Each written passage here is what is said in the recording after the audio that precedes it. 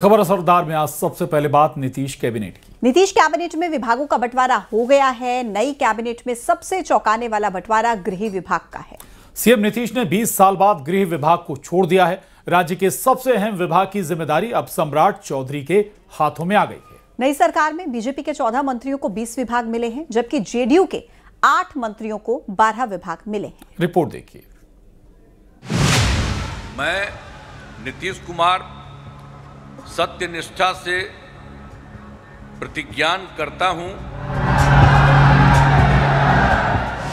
शपथ ग्रहण के ठीक एक दिन बाद बिहार में मंत्रियों के बीच विभागों का बंटवारा हो गया है। नई कैबिनेट में सबसे चौंकाने वाला बंटवारा गृह विभाग का है। बीजेपी को पहली बार सबसे अहम गृह विभाग मिला है। सीएम नीतीश कुमार ने इस बार गृह मंत्रालय छोड़ दिया है। नई कैबिनेट में सम्राट चौधरी गृह विभाग की जिम्मेदारी संभालेंगे। सम्राट के हाथों अब बिहार में कानून व्यवस्था और सुरक्षा की कमान होगी। सीएम नीतीश ने 20 साल से गृह विभाग अपने पास रखा था, लेकिन अब नीतीश ने इसे सम्राट चौधरी के हाथों सौंप दिया।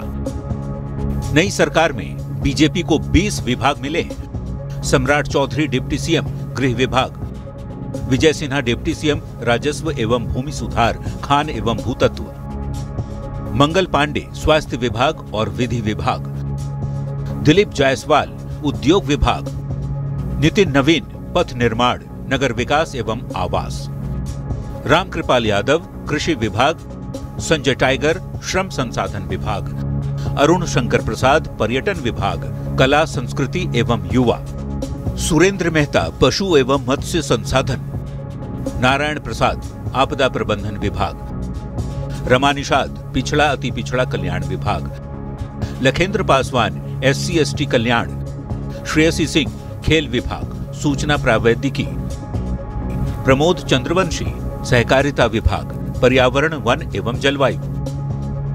नई कैबिनेट में जेडीयू को 20 विभाग मिले हैं। विजय चौधरी जल संसाधन भवन निर्माण विभाग, विजेंद्र यादव ऊर्जा विभाग, वित्त विभाग, वाणिज्य कर, श्रवण कुमार ग्रामीण विकास परिवहन विभाग, सुनील कुमार शिक्षा विभाग, अशोक चौधरी ग्रामीण कार्य, लेशी सिंह खाद्य एवं उपभोक्ता संरक्षण, मदन सहनी समाज कल्याण, मोहम्मद जमा खान अल्पसंख्यक कल्याण। नई कैबिनेट में चिराग पासवान की LJP-RB को 2 विभाग मिले। संजय कुमार पासवान गन्ना उद्योग विभाग के मंत्री बनाए गए। संजय कुमार सिंह लोक स्वास्थ्य अभियंत्रण विभाग के मंत्री बनाए गए हैं। हमसे संतोष सुमन को लघु जल संसाधन विभाग की कमान मिली है। RLM से दीपक प्रकाश को पंचायती राज विभाग का जिम्मा मिला है।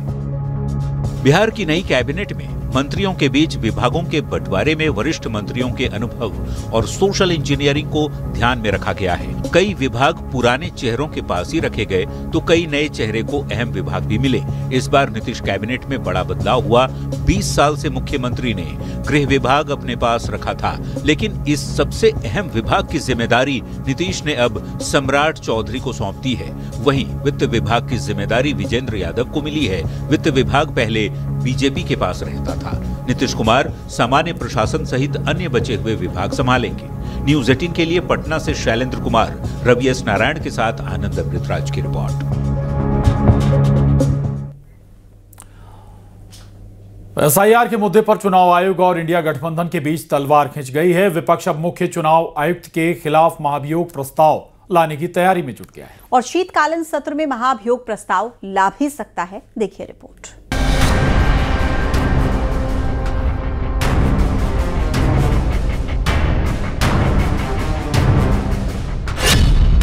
SIR पर आर पार के मूड में विपक्ष।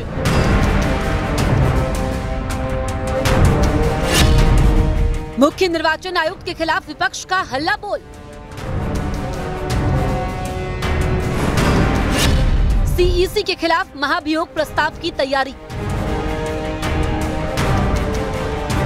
चुनाव आयोग और विपक्ष के बीच खींचतान अब तेज हो चुकी है। SIR यानी विशेष गहन पुनरीक्षण और कथित वोट चोरी को लेकर राहुल गांधी कई हफ्तों से केंद्र और चुनाव आयोग पर वार कर रहे हैं। बिहार चुनाव में हार के बाद कांग्रेस ने इस मुद्दे को बड़ा आंदोलन बनाने की तैयारी कर ली है। चुनाव आयोग और इंडिया गठबंधन के बीच बढ़ी नई टकराव की लकीरों के बाद अब विपक्ष मुख्य चुनाव आयुक्त ज्ञानेश कुमार के खिलाफ शीतकालीन सत्र में महाभियोग प्रस्ताव लाने की तैयारी में जुट गया है। कांग्रेस ने इसके लिए सहयोगी दलों के साथ चर्चा शुरू कर दी है। हम जो लाएंगे वो इलेक्शन कमिश्नर के खिलाफ लाएंगे, जो एक कॉन्स्टिट्यूशनल अथॉरिटी है। ये इलेक्शन कमीशन तो कॉन्स्टिट्यूशनल अथॉरिटी है ही नहीं, ये तो बीजेपी का वर्कर है। अब उसके खिलाफ क्या लाओगे आप महाभियोग का प्रस्ताव? चलिए टेक्निकली लाना चाहिए, उससे डिबेट अच्छी होगी, लेकिन जो आदमी अपने आप को जनता का, सरकार का, संविधान का सेवक ही नहीं मानता है, वो लॉयलिस्ट है उनके प्रति जिन्होंने उसको बनाया है, उस व्यक्ति के प्रति आप क्या लाओगे? कांग्रेस की सक्रियता को बिहार चुनावों के बाद उठे विवादों से भी जोड़कर देखा जा रहा है, जहां विपक्ष ने मतगणना में देरी, अधिकारियों की कथित भूमिका और पारदर्शिता पर गंभीर सवाल उठाए थे। कांग्रेस का कहना है कि लोकतांत्रिक प्रक्रियाओं को लेकर जनता का भरोसा कम नहीं होने देना चाहिए और सीईसी को इन सवालों पर खुले मंच पर जवाब देना चाहिए।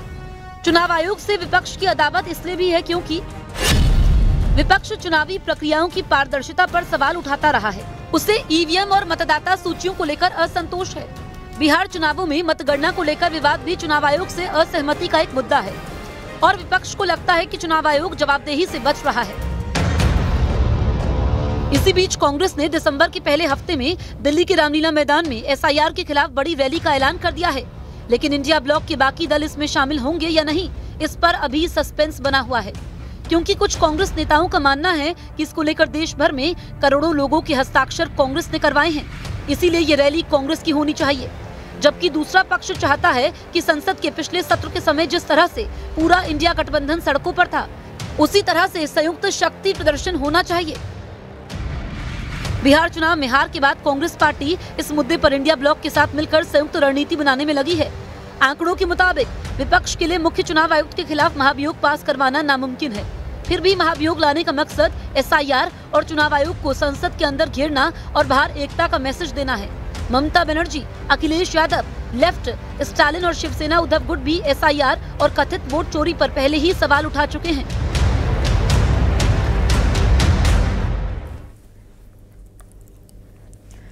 महाराष्ट्र के कल्याण में एक 19 साल के लड़के की मौत से सनसनी फैल गई।